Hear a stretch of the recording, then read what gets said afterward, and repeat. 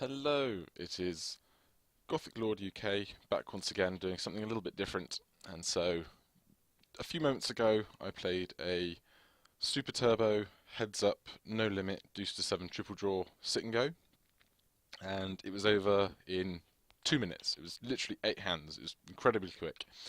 But I thought I would just go through those 8 hands, seeing as it's quite a small sample, and just talk through what I did and why I did it in each one of those hands, given that there were only 8 of them.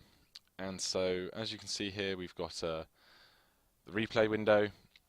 This is the first hand that we played, and so we are on the button, and so we always act first as the person on the button has the button and the small blind, and so acts first pre-flop, and then on every street afterwards acts second, aka having position.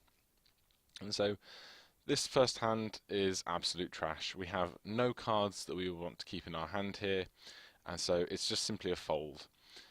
There's no way I'm going to be putting in more chips just to get called and then have to discard 5 cards and be so far behind going into the next street, because unless we get obscenely lucky, our opponent is just going to bet flop or bet after the first draw, and we're going to have no option other than to just fold. And so raising here, whilst we might win the blinds some of the time against an entirely unknown opponent, it's just better to fold and wait for a better spot. Hand number 2, we do much the same if we replay. And so they min raise to 60. Again, we have 7-4-3, which isn't the worst starting hand. Obviously, if this was a standard paced sit and go, or if we were playing cash, we would never consider playing this because we don't have the valuable deuce. And so in this instance, if we throw the ace and the queen, if we get 5-6 back, we've got a straight, which is no good for us. If we get an 8 back and some other low card, then we've got 8-7, which is relatively rough.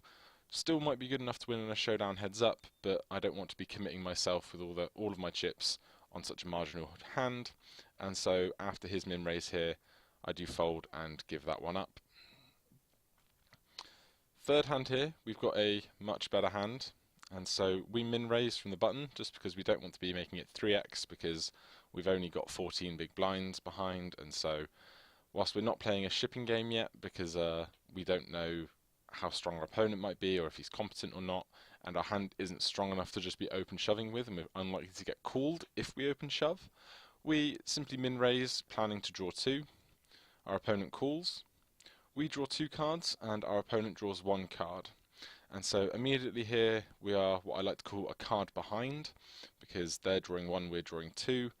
When we get cards back, we haven't improved at all. The 10 is no good to us. The 9, while slightly improving a hand, isn't a hand that I want to be going down to showdown with in this game. And so to that regard, we are obviously going to wait for our opponent to act first, because they are not on the button in the heads up sit and go. They lead for a pot sized bet. I think had they have had a much better quality hand, they might have just led for a half size bet, because we're more likely to call that. And so betting a pot sized bet here does to some degree say I'm not terribly happy with my hand, but you're probably folding anyway because you drew 2, I drew 1, and to that regard he's correct. And so whilst we could call, getting 2-1 on our call here, and draw 2 again, even with the button, we would have to improve at least 1 card on each street, and our opponent may already have a pat hand. And so again, to that regard, we just let that one go and wait for a better spot. The next hand, we get a walk, and so we would have been playing this hand. The 8 trade deuce here is certainly a very smooth 8 card or an 8 low draw, and to that regard it's going to be in the top, that's in like the top 3% of 3 card hands that we can have to begin the game with, along with of course all of the 3 card draws to 7s, and or 3 card hands to 7s, and things like 8 4 deuce, 8 3 4. Those are pretty solid starting hands, and so we would have been playing that for at least 1 street to see if we improve. The next hand here, we min raised from our button with deuce 4 6, and so our opponent then just gives up. And so again, deuce 4 6 is right up there in the top percentage of 3-card hands that we'd be drawing 2 cards to, and so it's good enough for us to be min raising. Our opponent's also not 3-bet us in the last instance, and don't get me wrong, it's a tiny sample size. We can't really draw any conclusions, but we do know that he's just not shipping. He's not 3-bet shipping every hand and trying to be either obscure or just a maniac, as it were. We get another walk here in the big blind. We would have considered playing 6-5-3, but if we were, it would only have been for a min raise from the button. And then the last 2 hands here are where it gets really interesting. And so we start off with an incredibly good opening hand, because not only do we have deuce, tray, 4, 5, which is obviously the 4 smoothest low cards that you can have. The extra 3 is also quite valuable to us, because when we discard it, hoping for another card back, it's 1 less out for a pair for us, which is good, because pairs are bad in this game. And so whilst there's 3 other deuces, 3 other 4s, and 3 other 5s, there's only 2 other 3s, and whilst that's not a massive percentage chance of us changing the end result if we were to make a pair, it's still something, and that something is just keeping a mental note of thinking, yes, this is good for me, it's better than, say, discarding a king or an ace. It's just a little caveat to our hand that makes it that little bit better. On the exact same train of thought, it's also a 3 that our opponent can't have. And so if they're going to make another 7, or if they're going to make an 8, then even if they make an 8 and we make an 8, the odds are they're going to have a rougher hand than us, because they can't have that 3 and we can. And so to that regard, as you score from the highest card up. We might have 4-3 low or 5-4-3 low. They might have 7-5-3 low, and so they might have 8-7-6-4 deuce. And so if we catch an 8, our 8-5 is going to be smoother than their 8-7, and because they can't catch that 3, they're going to be drawing to a rougher hand overall. Again, it's very small proportions, and I probably didn't explain that as best I could, but hopefully my point comes across.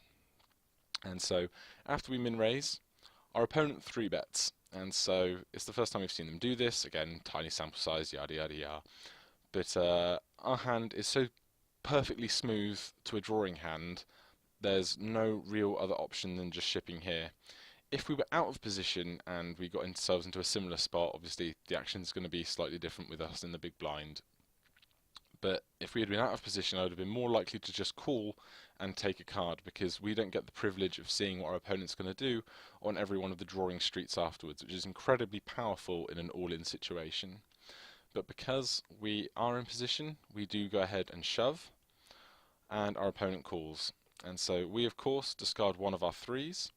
Our opponent discards 2 cards, which is great, because even if we don't catch our hand immediately, we are a card ahead, and so we know we are, at this point, basically just a math favourite. We catch a 7 and we make the absolute nuts, and so we're obviously, now that we're all in, all we have to do is stand pat and wait to get to showdown.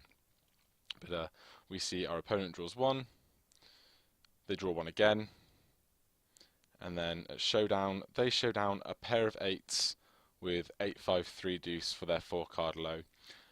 And so had we have caught an 8 and they had, say, caught a 6, it's a perfect example of us having that smoother hand. And so we would have had 8-5-4-3 deuce, they would have had 8-6-5-3 deuce, and so their 6 would have been higher than our 4. And so as you count the hands from the top down, if we had an 8 and not that 7, and they had a 6 and not one of their 8s, we'd both have an 8, then we'd both have, we'd both have an 8, then they'd have a 6 and we'd have a 5. And so our 5 is lower than their 6, and we would win that pot regardless whether we caught a 7 or an 8 in that spot. And so now we have such a chip advantage, we're fairly confident that we're going to win.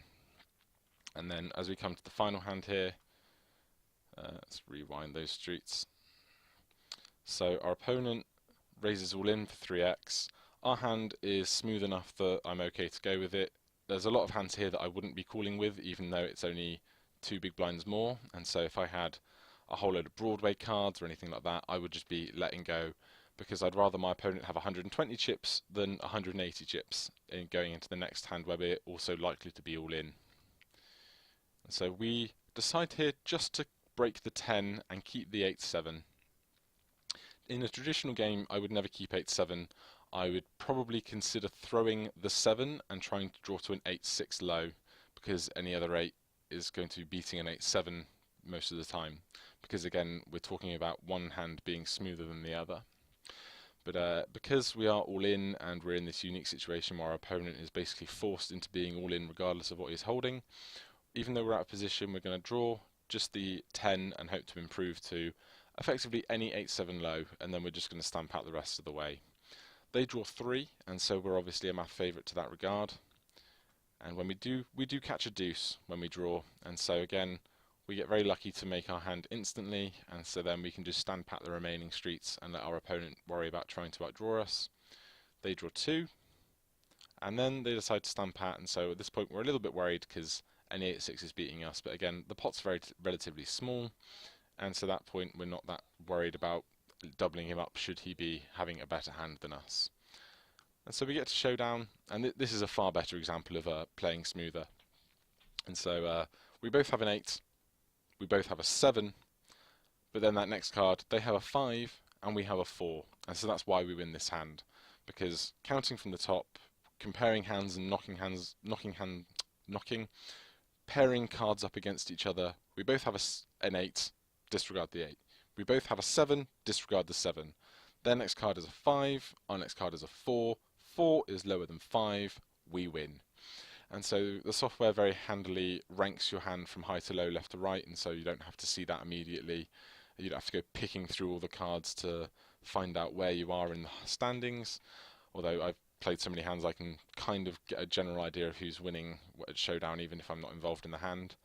And so we do win that hand. We then take home the tournament, and we won a whole $2.10 I think it was, because the rake's relatively low.